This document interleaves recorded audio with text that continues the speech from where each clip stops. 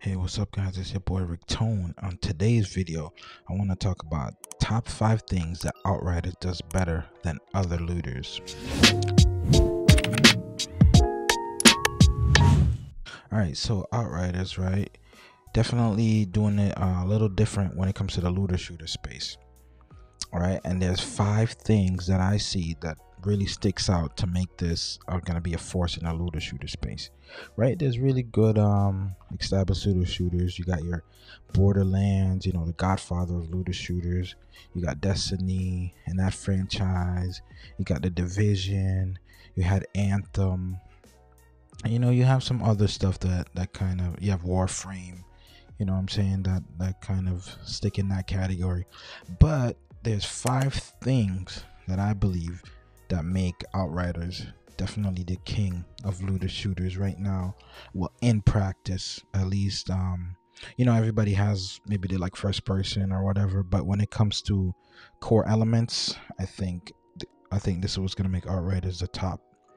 All right, so number 5, we got no season pass.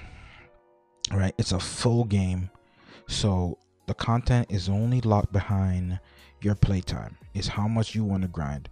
If you want to get to end game on day 1, you want to do a 24-hour stream, so be it. It's your time.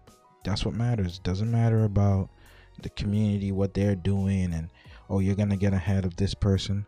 Like, if you want to take it slow, the converse to that, if you want to take it slow and just like take your time, do a mission a day, so be it. You know, the power is in the consumer, so I love that. No season pass, nothing to, oh, you gotta sign in this date. Like, you know, they can have little things maybe in the future, but you know, I love to know that, hey, if I got a day off and I want to put 6 hours into it, I can do that. But at the same time, if I have, you know, I have an hour to play at night, you know, I can still get some stuff done too. So that's it right there. All right, number 4, this is huge. If you've played a looter shooter for a while and then you want to change your character, in Outriders you can change the look of your character anytime. You can go inside the base of the fort, wherever that thing is, and you can change your character anytime. That's huge. And one of the biggest things, right, yeah, if you've done like maybe like 500 hours and then you're like, you know what, oh man, I don't want this red hair or something, or maybe there's a new style happens in real life and you want to portray it on your character, it just sucks like to start that character over.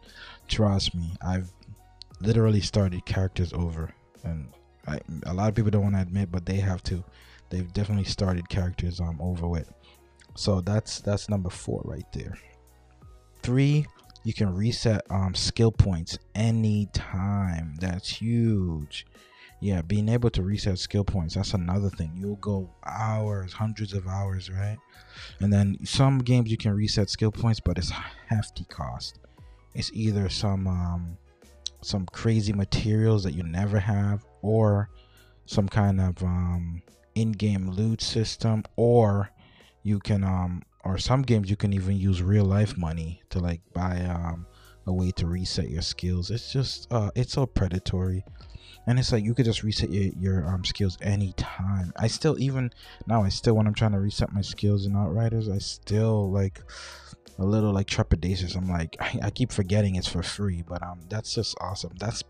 That's so much player power right there, you know. That's awesome. It's like, I'm telling you, this game really, they looked at like everything that other looters do wrong, and they basically changed it here. Because I'm like, who does that hurt? Just changing your skills, who does that really hurt?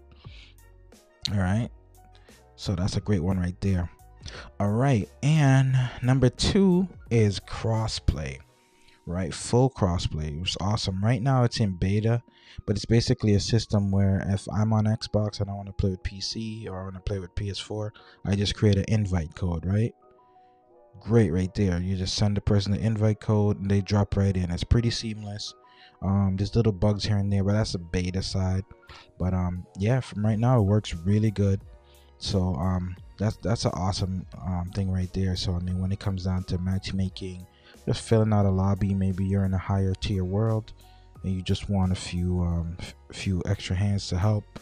Yeah, crossplay is huge, and for games like this, it's huge because sometimes player bases can dip, but if there's always a big player base to pull from, it makes your playing that much more enjoyable. And yeah, that pays dividends in the long run. Like, you know, when it first comes out, but anytime a game has a slight drought, you're definitely gonna feel that the matchmaking times and things like that. And you get to play with your friends. We all have friends that are on different consoles, different platforms, and you just, you know, you don't want money to become a barrier. You know, like, you got the newest console, someone else has an older system, but you can still play it, and it's cross gen and all that. So that's huge. That's a huge step right there. Some games do, but as of right now, Destiny 2 is supposed to have it. Borderlands is it's just cross gen. You know, a lot of these games, Warframe needs to get that going. It's like they're just coming out right at the bat. This isn't like version 2.0 already. This is just April 1st it hits crossplay. So that's awesome.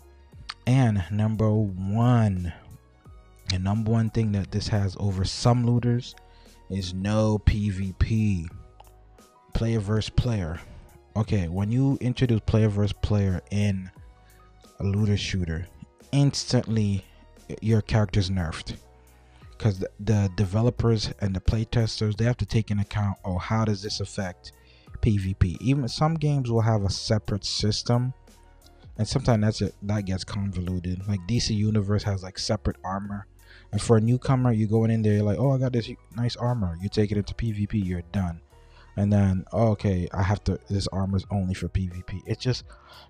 There's never a great system. No game has a perfect system.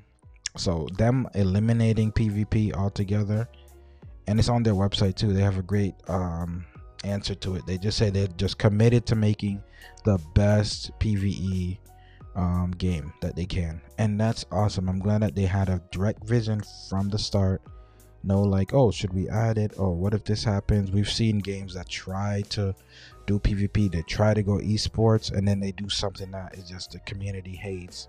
You know, Destiny 2 vanilla had two primary systems. They were trying to go an esports route.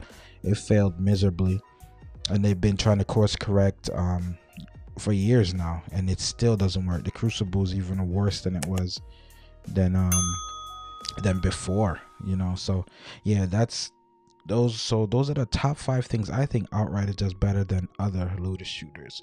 Let me know, agree, disagree, like, share, comment, subscribe. It's your boy Rick Tone. I'm out.